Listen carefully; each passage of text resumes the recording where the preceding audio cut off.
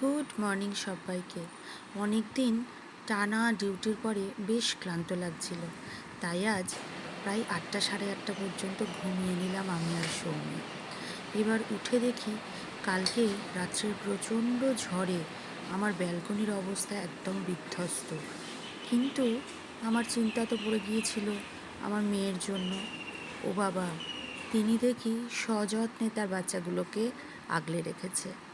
যাই হোক, এবারে সকালে রান্নাঘর সামলানো, ঘর সামলানোর ব্যস্ততা এসে ভিড় করলো। সকালের আলসেমি কাটিয়ে ধীরে ধীরে অগোছালো এদিক ওদিক পড়ে থাকা জিনিসগুলোকে সামলে নেওয়াই তো আমাদের কাজ। হঠাৎ চোখ গেল ডাইনিংয়ের এই গাছগুলোতে।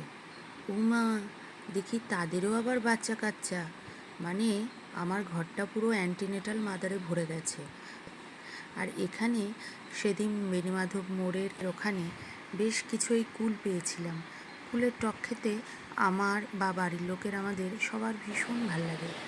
ওদিকে দেখি ব্যালকনিতে আমার অ্যান্টিনেটাল মেয়ে উড়ে গেছে ডিমগুলোকে আমাদের যত্নে রেখে। তাই ওখান থেকে ওই যে এক্সট্রা মানি প্ল্যান্টের যে অংশটা বেরিয়েছে সেটাকেই কেটে নিলাম, ওটারই কিছু একটা ব্যবস্থা করব।